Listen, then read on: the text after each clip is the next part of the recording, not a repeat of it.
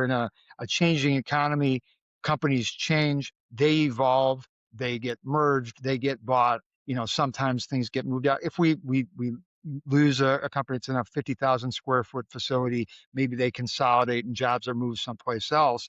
What we can do to fill that building and perhaps provide some incentive to upgrade facilities in that building for someone that's looking to come in. Yeah. Okay, the Jentry Podcast. I know that you will be loving it. We here to break it down so that you start to understand your local government. Who are the leaders? Time to get active, do something about it. Dealing with jobs, the workforce, and affordable housing. Motivate and inspire. Elevate, take it higher. For the next generation. Knowledge is power for your community. Giving you the info that you really need. Time to make a change and a difference. Tune in, don't miss it. It's the Jentry. The Jentry Podcast. The Jentry Podcast. Making a change, switching it up. Hello, and welcome to the Jentry Podcast today. We have an incredible guest. I'm your host, Jonathan Mason. But with me today, I have Kevin Malecek, who is the Director of Economic Development and International Trade in Mentor, Ohio. He brings a wealth of experience and knowledge to the podcast, and I'm very excited to have him. Kevin, how are you doing today? I'm doing just fine, Jonathan. It's an absolute pleasure to see you again and to join you today. The pleasure's all mine. 10 seconds ago, I was laughing how much I learned on our first conversation. So I'm excited to share that with the viewers.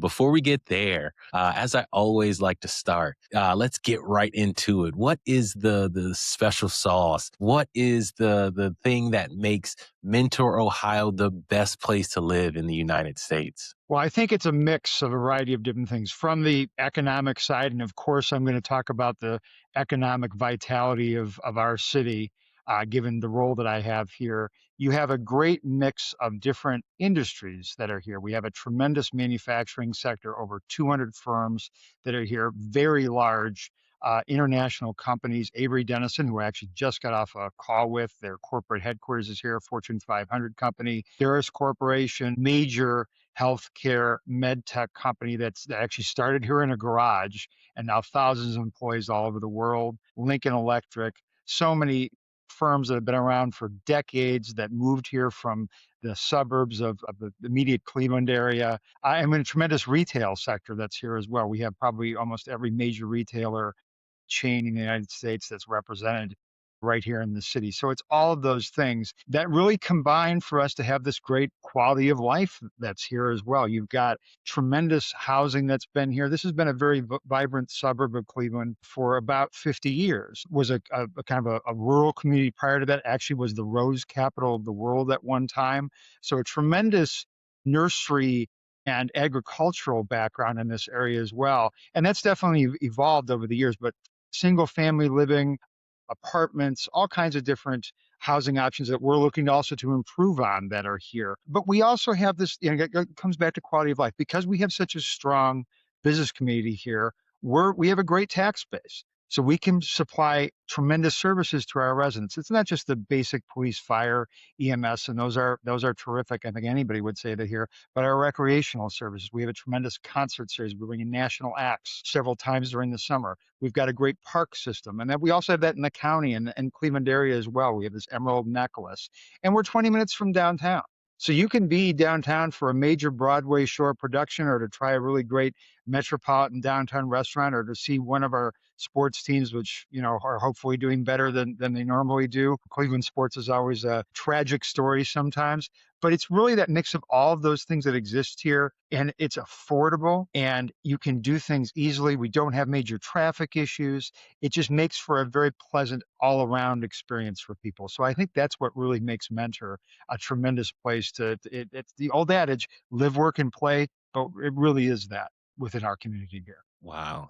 I love that. And I think it's very important that you started with the economics of it. When you have industry, when you're able to have a diversified tax base, you are able to provide that quality of life that so many communities across the United States are looking for. And then you said a word that I don't hear, I think I laughed. It's a sad laugh, but affordability. We don't hear that too often on these podcasts. So I'm very thankful that you started there. But I do always say you know about a city or municipality by their leadership. You can learn so much. If you could tell me what was childhood like? Did you always know you wanted to get into public service? What was that journey to your role like from the beginning? Sure. Well, I always had an inkling of that, I would say.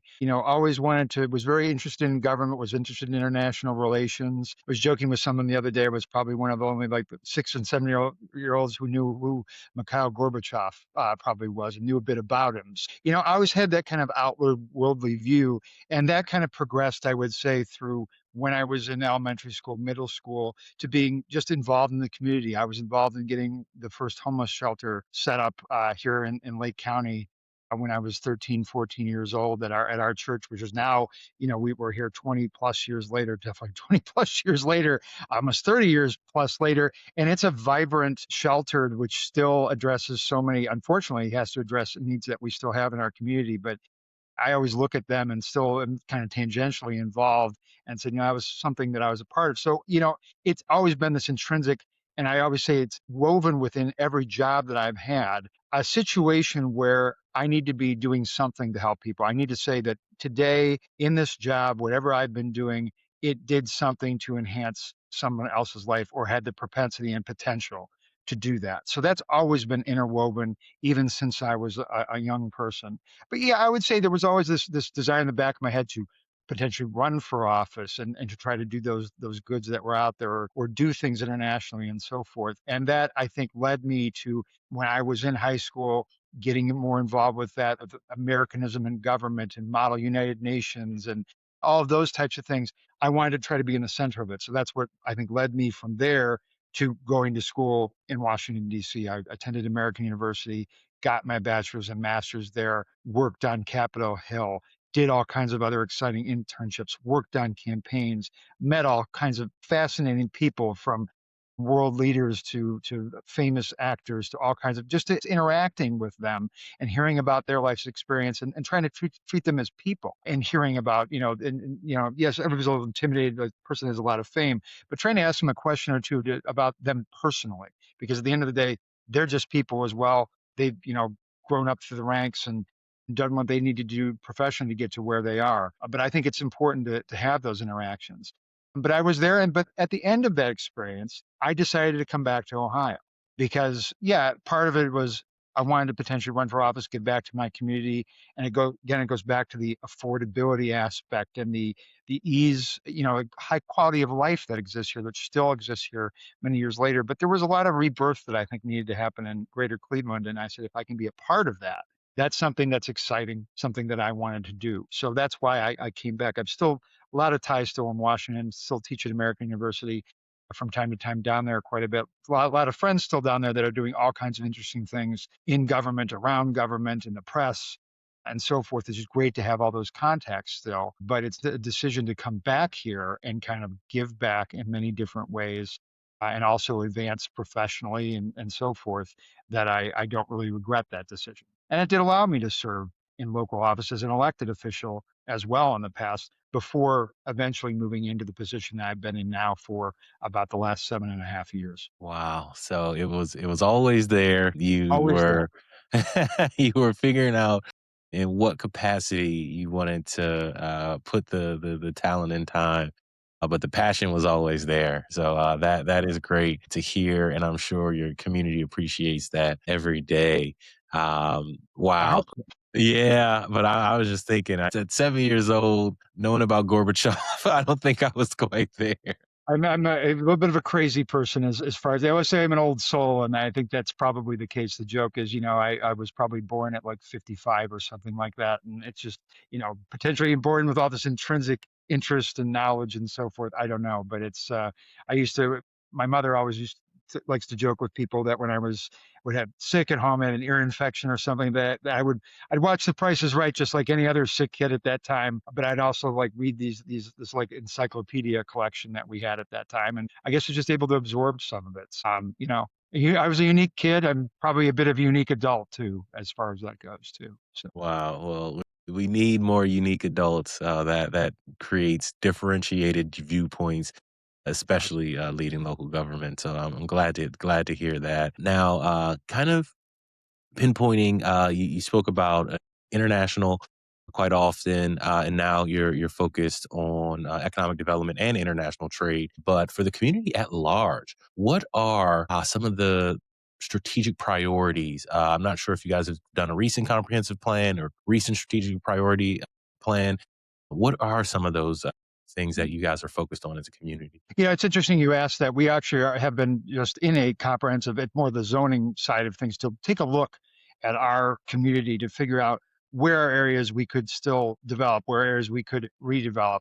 What do we need to do in terms of housing? We just did a housing study about a year ago. So there's a variety of different things. I think, first of all, first and foremost, is we are all very, very fortunate, especially in economically challenging times, very uncertain times, a lot of volatility in the world. We're very fortunate to have what we have. So we need to do our best to maintain that, help those existing companies that are here and enhance what we already have here, help them to grow, find out what their pain and pressure points are, and figure out how we best can ameliorate those and work with them to solve what problems they may have out there. Hence why I was just on this phone call. We have a BRE program, business potential and expansion. I'm sure many of your podcast contributors similarly do as well, that we're out talking to companies.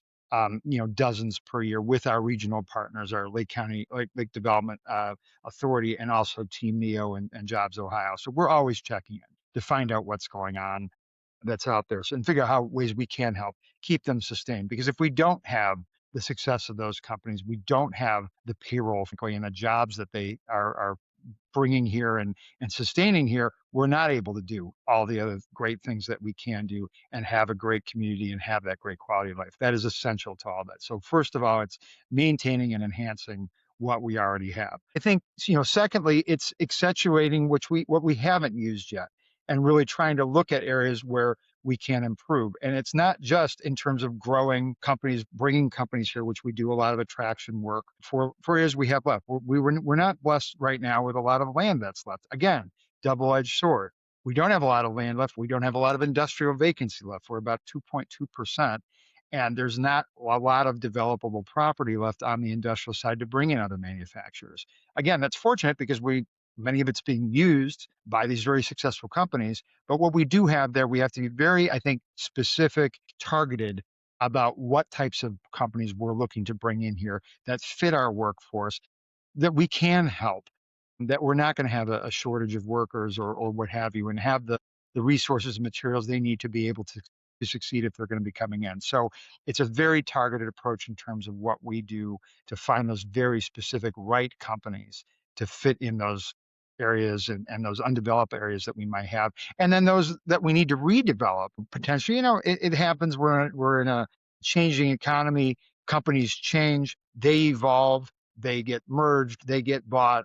Sometimes things get moved out. If we lose a company that's in a 50,000 square foot facility, maybe they consolidate and jobs are moved someplace else. What we can do to fill that building and perhaps provide some incentive to upgrade facilities in that building for someone that's looking to come in. So it's all of those things. It's the maintenance of what we have and making sure we're able to keep that as those companies continue to change with a volatile economy and a volatile world, that we're kind of pivoting and doing what we can to support those people, but also what are we doing to make sure we're fulfilling all of those types of things in terms of attraction.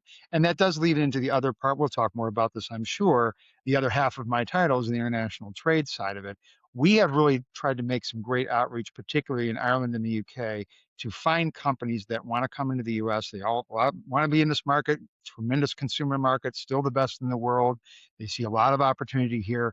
Facilitate their entrance here the best we possibly can in an area where we can plug them into all kinds of potential partners and customers and so forth, the concierge type service to kind of do that. And I think that's also, it's easier to do that when they know they want to be in the United States, rather than trying to yank a company out of Tennessee or California or Nevada. And of course, those conversations all go on, and those states are doing the same exact thing. We're all in competition with each other.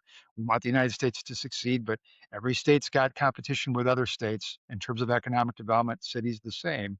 But that's something that we also look at, which is not, I would say, a traditional behavior from a city of our size. Wow. Yes. You're doing so much. And Fine.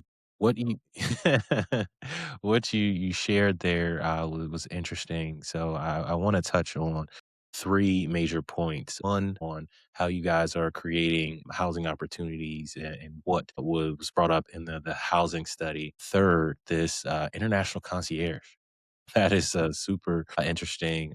And like you said, for cities your size, it's not always, par for the course. You guys are, for, I don't want to say it like in a negative way, but punching above your weight in a sense. And then the second is you guys have been able to attract and grow businesses to the point that you have only a 2.2% vacancy rate on the industrial side. Like, I'd love to kind of get into Sure. how that came about, and then what are some of the things you're doing with such little land to make sure that you're picking, like you said, the right businesses. So I'll start with housing. Yeah. What were some of the insights of that housing study? And you said very much a buzzword, affordability earlier. What have you guys done to maintain that affordability? And then what are you guys going to do? It sounds like developable land in general may kind of be a limiting factor. So the one great thing, but it also, again, double-edged sword about Mentor, is that people do like to live here. They've had great experiences here. We have so many people that have lived here for 30, 40, 50 years, and they're aging.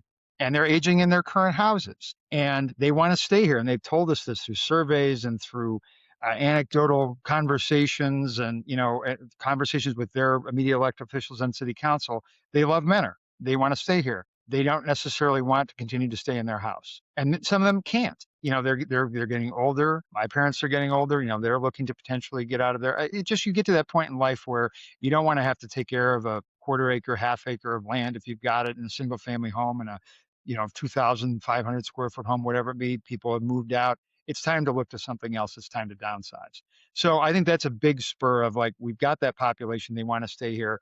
We need to be able to address those needs. And what do you do there? You look at a variety of different diversity in terms of housing. Now, the affordability, but forms of housing. Single family, sure, we're still going to have single family homes, absolutely. But you've got to have row homes, townhomes, condos, maybe one floor ranch style, and that could be both for a rental product, or it could be for a purchase product. And you do have to keep in the affordability. So we've looked at a variety of different areas within the city as well, where we could do planned unit overlay districts, some non-traditional areas where we could do some of that housing, where you could have some walkability.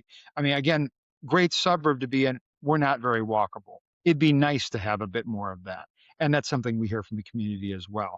We have a mall. It's a mall that's sustaining. It's not tremendously, I would say, off the charts healthy. People still go to it. It needs some new life. There's going to be some redevelopment there. Again, a place where you could potentially see some walkability. I don't know if we'll be in a situation we see housing there, but identifying these areas that may be a little bit more non-traditional, where we would have different types of housing opportunity, that's a big part of where that housing study pinpointed those areas. And then it's really just going out and working with your developer community that's out there to talk about making investments and what we can do to help facilitate those. We as a city are not in a position, nor would I say there's immediate interest here on us really saying we're going to take the bull by the horns and we're going to be the ones to develop the housing.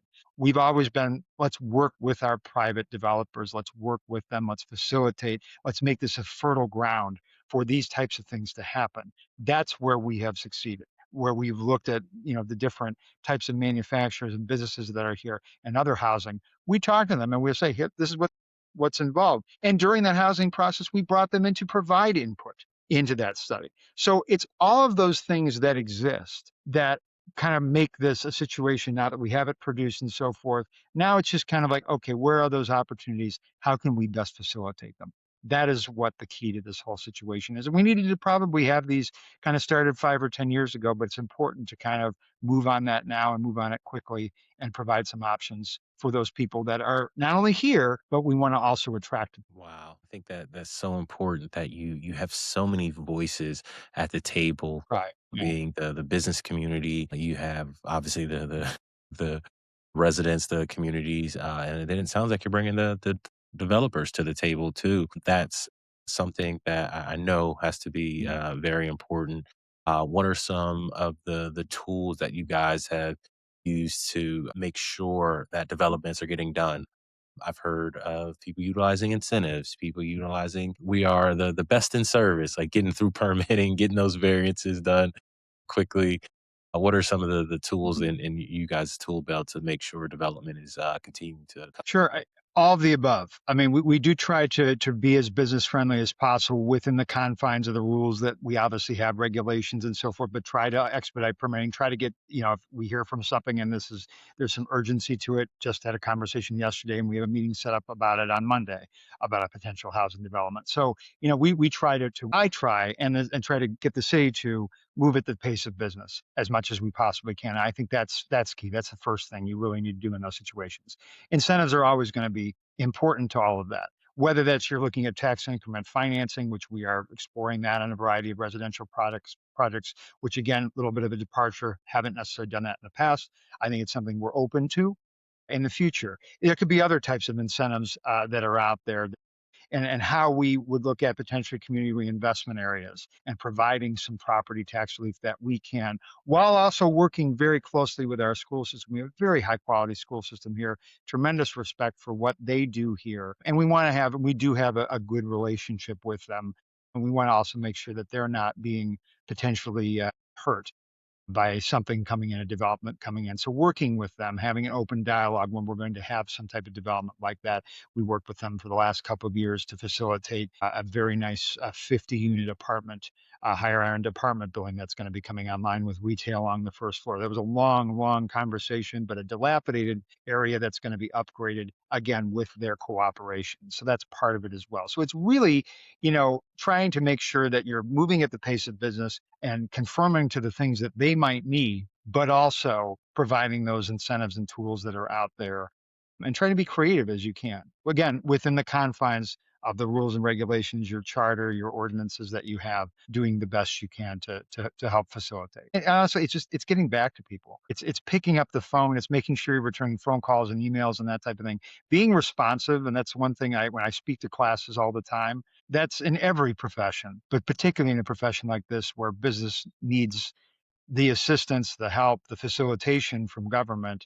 You need to be responsive. That makes a ton of sense. One thing you said is moving at the pace of business. I think that is smart. And, in that field with cost of construction, the cost of everything, sometimes the expediency when time is money, it's not even just to help the developers, to help the end user, community member, the small family, the young couple, to make sure that they have the apartment at the price that makes sense. And I love how you keep the school system involved. I haven't heard that a ton, but I definitely think that is smart. It's going to have a huge effect on them. Now shifting gears, and this will be a two-parter to address the different sides of it. How did we get here? How did we get to a community that only has a 2.2% vacancy rate in industrial? And then how does that kind of go into the specificity or the selectiveness that you go either looking for businesses, like you said, in the United States, or even to that international concierge and bringing them Sure. Yeah. into the United States? Well, I think it's one of these situations that success and development begets success and development. And I'll give a lot of credit to 60, 70 years ago when Mentor was really kind of then just growing up as this suburb of Cleveland, how they zoned areas, how they planned this community. It's a very unique area in that most of the business, and in any community that's the case, you have areas where business and zoning and so forth kind of collaborate and consolidate. We have two major railroads that run through the city. There's a CSX and a Norfolk Southern line. So that's kind of in the middle of the city. And then you also have Interstate 90 and Route 2. And all of the business and all, particularly the industry side of it, the manufacturing, the heavy manufacturing, the more, if you have potentially some chemicals being created, that's the stuff that people want to be next to, living to, and understandably so. But they also need to be next to a railroad for a spur or whatever in terms of we're close to a freeway. All of that development's kind of in the middle. And then you've got the housing basically on the other sides of that. So with some minor exceptions. But because they design things that way and have this, what we call the Tyler Boulevard industrial corridor that exists there, you have all of these different types of industry and manufacturing that's located there and all kinds of, and it's just because of how that was designed. And then you saw companies come out here. You had Caterpillar, you had Tow Motor, which have moved on from there as far as that goes. That has allowed all these other companies to kind of come in and set up operations here. So it's a situation of they're here. Boy, that looks like a great community to invest in and to do things in. Let's go there. Let's look at that as an option. And that's where I think you've seen this whole setup happen in the city of Mentor, is because all of those things have happened over the years. And it's just persisted because, again, it's been this health community where you've seen this, there's workers that do go from one company to another and that type of thing. But because we've been recognized as this kind of center of manufacturing, it's really been a great thing to entice other companies to come in here. And that's also the case as you look at companies, I think, from a broader other parts of the United States. We also have to utilize, and we do utilize, the region. It's not just Mentor in these situations. We are a huge healthcare hub. We're very fortunate to have two major hospitals here, world-renowned hospitals. Cleveland Clinic, with branches in Abu Dhabi and London and Las Vegas and Canada. University Hospital is also a tremendously acclaimed and accredited hospital. Metro Health, Akron General, Summa. You've got all kinds of different hospitals that are here doing amazing work. The VA, we have one of the largest VAs in the country. And to have all of that, our top 20 medical school, a Case Western Reserve top research institution, you have all of this ecosystem that exists here. So that helps bring companies that are in healthcare, in medtech. You have Steris Corporation, that's a huge attraction here. Those types of things also help bringing in, saying this is an ecosystem. And again, it goes back to what I said at the very beginning of this podcast. It's affordability. It's not only affordability to live here and a high quality of life for that affordability. It's affordability of doing business here. I love that. And I appreciate somebody that has seen his own success and brought a lot to the community, hearkening back to the years before him and saying a lot of the success was in the setup and that momentum that more development beget more development. I know that that is definitely very humble. You've done a lot in 7 years, but I can appreciate you shedding light on some of the people that came before you that have played a Yeah, and big part. I should mention that as well. I mean, it's not only the city mothers and fathers. Eleanor Garfield is probably, you talk about city mother, a relation of President Garfield, that's another amazing fact about Mentor. We're home to one of the presidents. If you've seen the recent Netflix Death by Lightning, his home is 5 minutes from here, and it's a source of pride for us to have here. But that family's been very involved.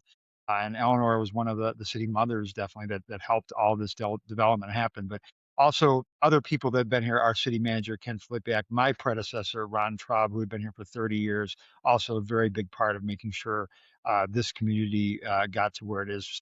City council people, that we are a council manager form of government, so the leadership of visionary city council people as well is also quite important in all of this context. And that was a great movie or a great show. I did watch it. Oh yeah. It's in the first 5 minutes, they talk about Mentor, Ohio. You see the place is called Lawnfield, James A. Garfield Historic Site. It's right there in Mentor, Ohio. It doesn't really necessarily look like it. They took some different literary license as far as that goes, but it's a great series and really shed some more life on a president who I think was definitely impactful, but would have been even more so had he survived longer than he did. I appreciate that, and I'm gonna take you off the hot seat. But this is you could call it our lightning round. But these are our last chance games, and that comes from some improv. So it is quick. The first thing that comes to your head, don't think about it. We will give you time to circle back and explain, change, or strike it from the record. if you would like. But the first question I'll read off here is, what is a policy that looks good on paper, but is almost impossible to execute in real life? Well, that's a good question. I mean, that's a very interesting question. You got me on that one. It probably goes into if you're looking at budgets. I think it's, oftentimes you have to sit down. You've got to make sometimes very tough decisions. I've had to do this when I was a county commissioner, as a city councilman, and you have to run a balanced budget. This is not the federal government, and the federal government obviously can run deficits, even though that's probably not the most appropriate thing to do. But you can't do that at the state level, at the county level, at the city level. You have to have a balanced budget. That's why it always gives me great amusement when people go out at these, and when you're running for office, say, well, I balance the budget. Well, you kind of have to. You don't have a choice. This isn't, again, it's not the federal government where you can actually print money or run a deficit. So oftentimes it's you see something on paper in terms of an amendment, in terms of a budget cut, without fully understanding all the impact it's going to have to a particular program, to a particular investment, especially when you're doing business development. If you cut something where it can be a minimal amount, but you can get a maximum return on it, that's a situation where I would say, and more often than not, that's the case in almost any profession. It can look very good on paper, and that's a policy. A budget is a policy. That's probably the most basic tenet of it, is that it's there to guide whatever policies, decisions you're making, and the activities that you're doing as a government, as a business, whatever. But when you don't necessarily realize the immediate impact that may have, that's when you don't have that congruence in terms of the cut, whatever's on paper there, and then a very negative impact. I think that's probably the best example I could give of that. Okay. I like this. The next one is, what role do you not have on staff that would change outcomes immediately? Well, I'm not the chief executive. So, and we have a great chief executive. He's a dear friend. I mean, he was a friend of mine before I took this job, and extraordinarily competent, a great leader, has been here for about 15 years. And I think that's a testament to his ability. He's been very innovative. He's the one that came up with our international trade program, and we've definitely seen success of that with his guidance. But just like anything, I've been a chief executive. I was a shared that responsibility as a county commissioner. I was CEO at a nonprofit trade association. So with that, yeah, that's the one role that sometimes you'd like to be the one that is the final decider as far as that goes. So but again, I have such a good relationship with that individual, with Mr. Filipiak, that we collaborate daily on things that are going on in economic development and management of the city and so forth. So it's while that would be a hat I'd still would like to wear, and professionally, I think down the line, I don't think that this will be my last stop professionally, and I'd like to get back into doing something like that in the future. I think that's just natural, because I've been in that seat before. So that's what I would say from a role. It would be the role of the chief executive, the chief decider, just because I've been in that role. It's no indictment of him. He's done a phenomenal job, and again, we work very collaboratively together. But that would be what I would say. Sure. Chief decision officer. Chief executive, see, whatever it may be, it could be executive, or like whatever title it is, but the one Mhm. that is actually executing, and is that kind of that figurehead also of whatever organization, government, whatever. So the next one is a two-parter. What is a task that you think AI could help you with? And what is a task that you think AI could never help you with? Well, and I will say I have used it. I don't. We're not using it to the extent we probably could, and probably will have to as things evolve. But I obviously have to. We have to come up with reports. I have to do public remarks occasionally within my position. Presentations and so forth. That has been helpful. I will never say that I've completely taken everything from an AI input and just used it, wrote, and whatever. But it can be very helpful, I find, if you get stuck. It can be very helpful if you have writer's block. It spurs the mind, and you're like, oh yeah, that's a direction I could take with this. So maybe use a sentence of it, and then you can kind of go on with that. That is an area where I think it's been particularly helpful, especially if I'm under a time crunch on there's a lot of deadlines obviously in this job. Again, we're trying to move at the pace of business. And that's a situation where I've definitely utilized it. I think when it comes down, and this is where I think AI is going to be limited. It's going to be in those personal relationship connections, which are a part of economic development and so many other jobs that are out there, to negotiate types of things. Yeah, an AI can give you, the benefits, the cost benefit analysis of a deal and so forth. But oftentimes deals are done because you have a great personal relationship. You've spent time, energy cultivating, nurturing those types of conversations and relationships. And that's going to be impossible to replace. Human connection and interaction, which is where deals get done at the end of the day in government, in business, everywhere else. AI is not going to be able to replace that, thankfully. That the human interaction where the deal actually gets done Where the deal can't be gets done. replaced. Absolutely. Let's go to our next three. The first one is, what is the hardest truth you wish residents knew about timelines and trade-offs? That I think that there's an expectation that development gets done very quickly, and that, oh, there's been this plan and this store has been approved and this retailer's coming in and this restaurant or whatever. And that's exciting stuff. People want to have cool things in their community, whether it be a new restaurant or a phenomenal new like premium type of retail experience, or another type like a golf simulator. It could be any number of things. They want to see new things come in the community, new investments that are out there. But I think that when we come into the timeline is exactly that. That that there's sometimes, I would say, unrealistic expectations about how quickly things can get done, and also unrealistic expectations about what the role of the city is in doing that. We have to tell people all the time, the city is not the one that necessarily chooses whether a Taco Bell is going to go up. And no offense to Taco Bell, we have a few. I don't really want more of them.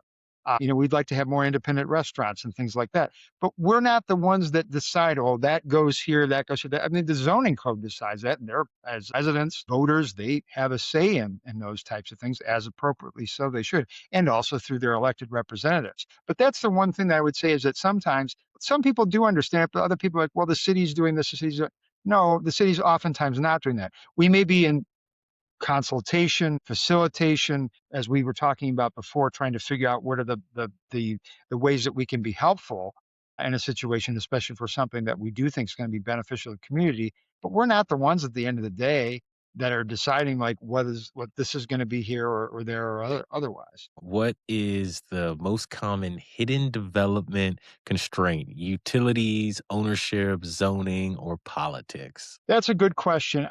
I think it really just kind of depends on whatever development that it is. Sometimes it can be politics. I mean, anything that we're going to be doing that's going to be a major development beyond a reoccupancy or something like that, we're going to have some politics, because we're going to have to involve the council person for that particular ward. We're going to talk to council leadership, getting their opinion on what's going to be happening in the city, vitally important to what we are going to be doing out there. No question at all. So that's always going to be a guiding force, unless it's just, it's 1,000 square foot, reoccupancy of a storefront or something like that. Those things just happen. That's normal course of business. Unfortunately, in the US, businesses start, some succeed, some don't. Those type. But if we're talking about a major housing development or redevelopment at Great Lakes Mall, that's an area of politics are going to come into it, because we're going to have to involve, and appropriately so, the opinions of our council leadership and council people in those areas. So that's always something that steers, I would say, almost anything a major impact within the city. Otherwise, I mean, it could be zoning, something that wants to go into a particular area that we can allow or can't allow, or maybe there's a conditional use that we can do in those areas. It's all of those types of things. But yes, in terms of the major public facing things that are going to make a big impact, there's definitely going to be some element of politics and negotiation involved with that. I get that. And then, what is the biggest long-term risk that you can't address in a 2-year or a 4-year election cycle? Well, and I wouldn't say that the one thing I would say along those lines is that in terms of municipal elections, we've had a lot of consistency. Pretty fortunate. We've had pretty consistent council representation and leadership. So there's a lot of institutional knowledge that exists there. So I wouldn't say that elections dramatically impact, particularly what we're doing in economic development. It's definitely more so administration, coordinated and so forth. I wouldn't say led, but we work very closely with our political leaders or elected leaders or council people to make sure they're involved with all these types of things. So I wouldn't say that there's a tremendous, response to what happens in the ballot in a council election every 2 years in terms of our economic development agenda.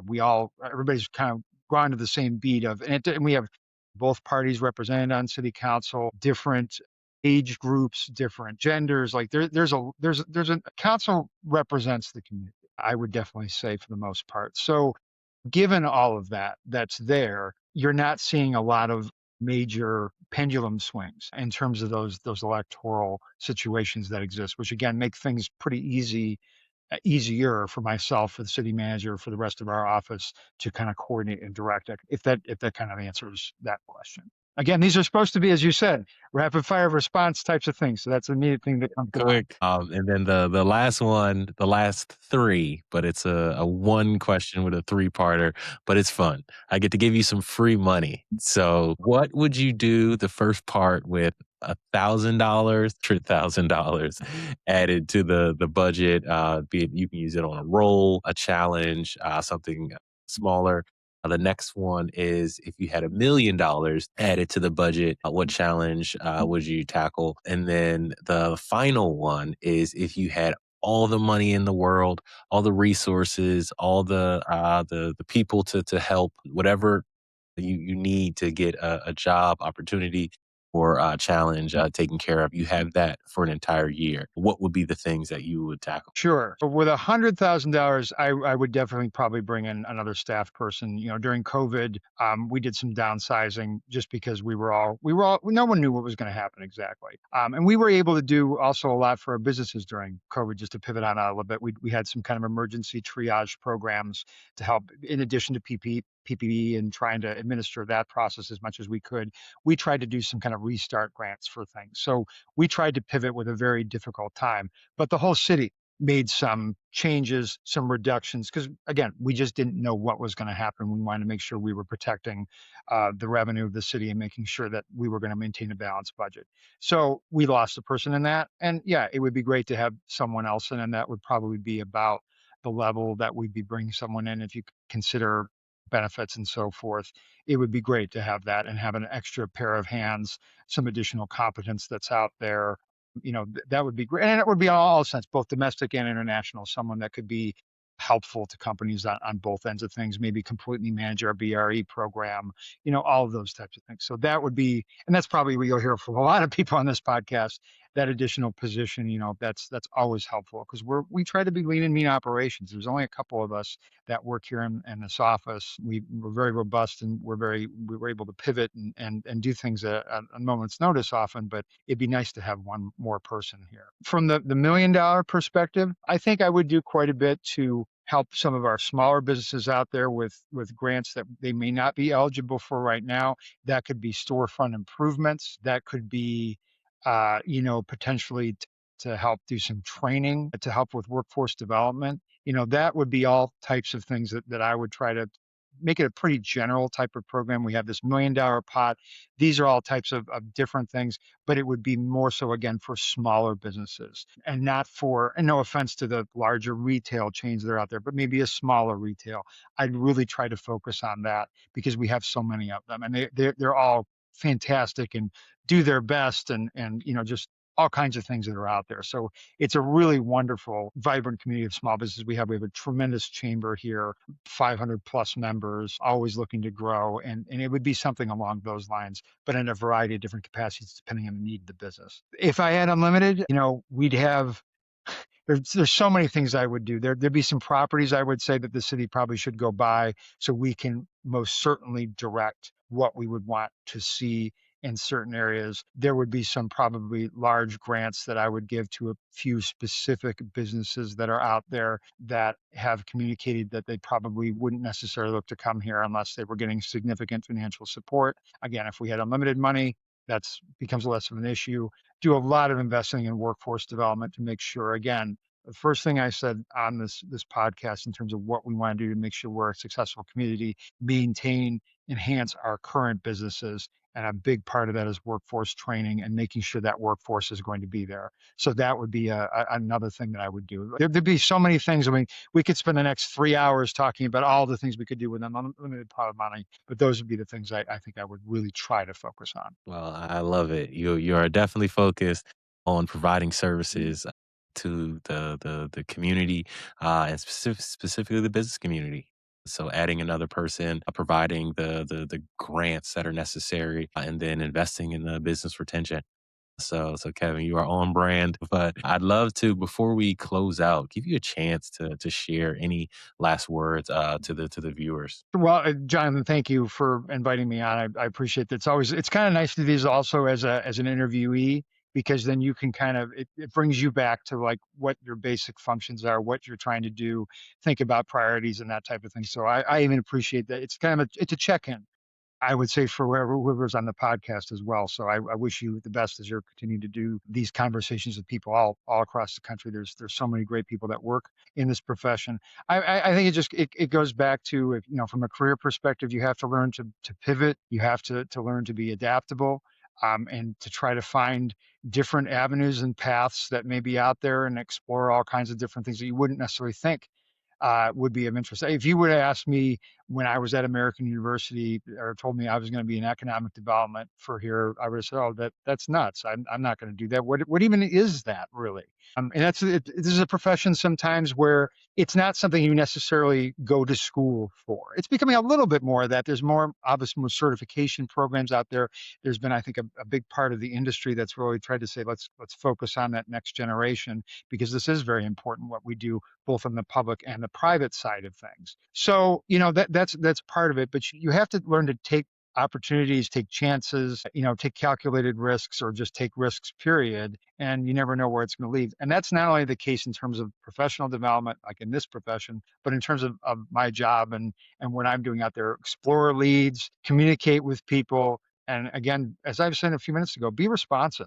Try to be responsive to people. You never know where conversations are going to go. You never know where a networking situation is going to go. I always talk about one of the first big companies that we landed as a part of an international trade program, Block Digital, phenomenal 3D visualization company, does animations for manufacturers all over the world, very successful, growing here in Mentor. Met them at a coffee.